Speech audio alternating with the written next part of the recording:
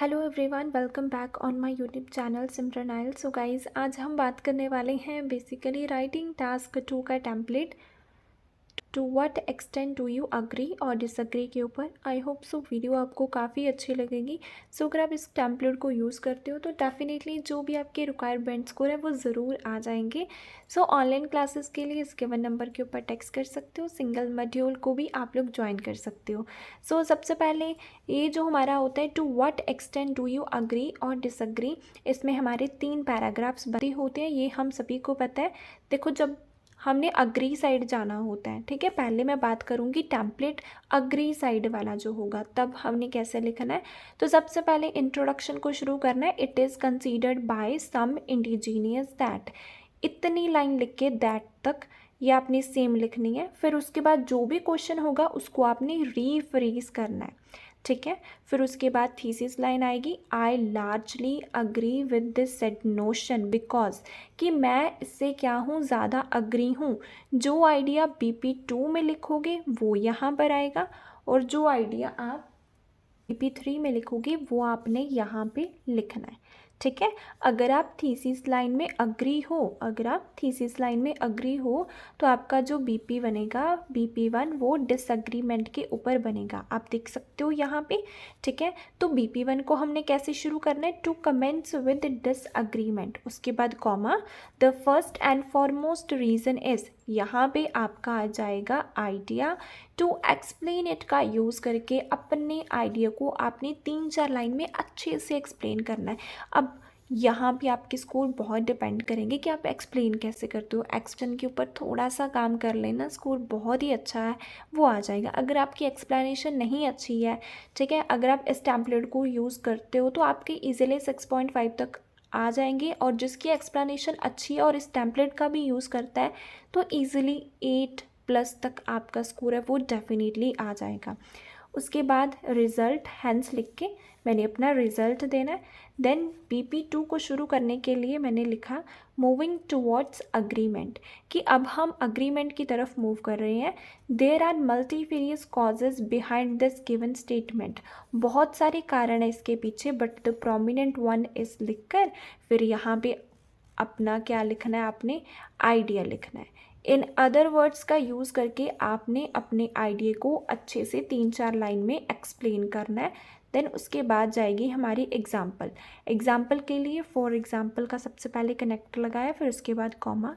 It was a headline in the renowned newspaper the Moscow time found that, इतनी line लिख के फिर आपने अपनी जो भी एग्जाम्पल होगी वो आपने बना देनी है। देन रिजल्ट के लिए 10, it is quite clear that लिख के फिर आपने अपना जो भी रिजल्ट होगा क्वेश्चन के अकॉर्डिंग वो आपने लिख देना है, ठीक है। BP3 को किस कनेक्टर से शुरू करना है हमने, वो मैंने शुरू करा फर्दर स्ट्रेंथनिंग द व्यूज़, अपने व्यूज़ को आगे बढ़ाते हैं। अनदर फैक्टर इज़ लिखकर अपना आइडिया आपने लिखना है। टू इलेबोरेट इट का यूज़ करके अच्छे से आपने एक्सप्लेन करना है अपने आइडिया को। To epitome a survey was conducted by Indian law maker found that लिख के आपने एग्जाम्पल बनानी है। Therefore it's proof that लिख के आपने अपना रिजल्ट बनाना है। एक चीज़ का ध्यान रखना, एक BP में सिर्फ एक ही आइडिया लिखना। BP1 में भी एक आइडिया, BP2 में भी एक आइडिया, BP3 में भी एक आइडिया। एक आइडिया दो, उस आइडिया को एक्सप्लेन करो, उसी आइडिया के ऊपर एग्जाम्पल दो, उसका रिजल्ट निकाल दो, डेफिनेटली आपका स्कोर आएगा। अगर आप एक से ज़्यादा आइडियाज़ को बीच में डालोगे तो आपकी एक्सप्लेनेशन अच्छी नहीं होगी, आप अपने पॉइंट को अच्छे से क्लैरिफाई नहीं कर पाओगे और आपका स्कोर है वो डाउन चला जाएगा। अब हम बात करते हैं जब हमने डिसअग्री साइड जाना है, ठीक है। डिसअग्री साइड अगर हम गए हैं तो हमने क्या करना है, सबसे पहले तो इंट्रोडक्शन हमने बनानी है। It is considered by some indigenous that लिख के जो भी क्वेश्चन होगा उसको हमने रीफ्रेज करना है अपनी वर्डिंग में। जिसका स्नानियम आता है वो हम लिख देंगे, जिसका स्नानियम हमें नहीं पता है उस वर्ड को हमने सेम का सेम नीचे उतार लेना है। देन थीसिस लाइन होगी I largely disagree with this set notion because, कि मैं इससे डिसअग्री हूँ क्योंकि BP2 का आइडिया और BP3 का आइडिया आपने यहाँ पे लिखना है। अब थीसिस में आप डिसअग्री हो और BP1 आपका क्या बनेगा, अग्री का बनेगा। इन शॉर्ट इस चीज़ का ध्यान रखो कि जो हमारा BP1 होता है ना वो थीसिस से ऑपोजिट बनता है, ठीक है। The first and for most reason is के बाद आपका यहाँ पे जाएगा आइडिया, सिर्फ एक आइडिया लिखना है। उस आइडिया को हम 3-4 लाइन में एक्सप्लेन करेंगे अच्छे से, ये कनेक्टर यूज़ करके टू एक्सप्लेन इट का। देन उसके बाद हम रिजल्ट निकालेंगे हैंस लिख के। BP2 को शुरू करने के लिए मूविंग टूवर्ड्स डिसअग्रीमेंट, कि हम डिसअग्रीमेंट की तरफ मूव कर रहे हैं। Are multifarious causes behind this given statement but the prominent one is, यहाँ पे आपने एक आइडिया देना है। इन अदर वर्ड्स का यूज़ करके उसी आइडिया को जो यहाँ पर लिखा है उसको एक्सप्लेन करना है 3-4 लाइन में अच्छे से। Then to epitome, to epitome मतलब for example it was a headline in the eminent newspaper the Moscow time found that लिख के आप पल बना देनी है। देन उसके बाद रिजल्ट जाएगा, देयरफॉर इट्स प्रूफ दैट लिख के आपने अपना रिजल्ट यहाँ पे मेंशन करना है।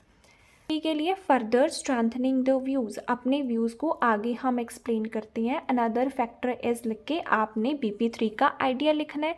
टू एलेबोरेट इट का यूज़ करके हमने उस आइडिया को अच्छे से एक्सप्लेन करना है। देन हमने एग्जाम्पल बनानी है, सिर्फ एक आइडिया उसके ऊपर एक्सप्लेनेशन, उसी के ऊपर एग्जाम्पल और उसका ही रिजल्ट। एग्जाम्पल के लिए for example a survey was conducted by the Indian law maker found that के बाद हमने क्या करना है, बेसिकली अपनी जो भी एग्जाम्पल होगी वो हमने बना देनी है। इससे पहले भी मैंने सभी के टेम्पलेट्स कवर करे हैं, सिर्फ यही एक कैटेगरी पेंडिंग थी, तो इसको भी अच्छे से आपने कर लेना। बहुत ज़्यादा स्टूडेंट्स के इसका यूज़ करके राइटिंग में बैंड स्कोर है वो डेफिनेटली उनके मिले हैं, सो इसको आपने ज़रूर यूज़ करना है। आपका स्कोर पक्का है वो राइटिंग में आ जाएगा। रिज़ल्ट के लिए thus it is quite clear that, then उसके बाद हमने जो भी अपना रिज़ल्ट होगा उसको हमने बेसिकली है वो मेंशन करना है। एक चीज़ का ध्यान रखना कि अपनी एक्सप्लेनेशन इम्प्रूव कर लो और इस टेम्पलेट को यूज़ कर लो, स्कोर पक्का आपका राइटिंग में है वो आ जाएगा। और जिनकी रिक्वायरमेंट कम है वो तो बस इसी टेम्पलेट को यूज़ कर लो, उनका स्कोर तब भी है वो बहुत अच्छा है, वो आ जाएगा। अब हम बात करेंगे कंक्लूजन की। कंक्लूजन के लिए सबसे पहले सिंपल कनेक्टर लिखना है, ठीक है। कुछ भी रिकैप्चुलेट ऐसी चीज़ें नहीं लिखनी है। ऑल्दो लिखकर जो आइडिया BP1 में लिखा होगा वो आएगा सबसे पहले, फिर कॉमा डाल के आई बिलीव दैट लिखना है, फिर उसके बाद BP2 का आइडिया और BP3 का आइडिया जो होगा वो हमने लिखना है। कोई भी न्यू बात है वो हमने कंक्लूजन में मेंशन है वो नहीं करनी है। अगर आप कोई भी न्यू बात कंक्लूजन में ऐड करोगे तो वहाँ से आपका स्कोर है वो कट सकता है, ठीक है। ऑल्दो लिख के BP1 idea, I believe that लिख के BP2 और BP3 का जो आइडिया होगा वो आपने बेसिकली है इसके अंदर है लिखना है। बहुत सिंपल टेम्पलेट है, इसको याद कर लेना, स्कोर आपका बहुत ही अच्छा है वो राइटिंग में आना शुरू हो जाएगा। Thank you so much for watching Simran IELTS.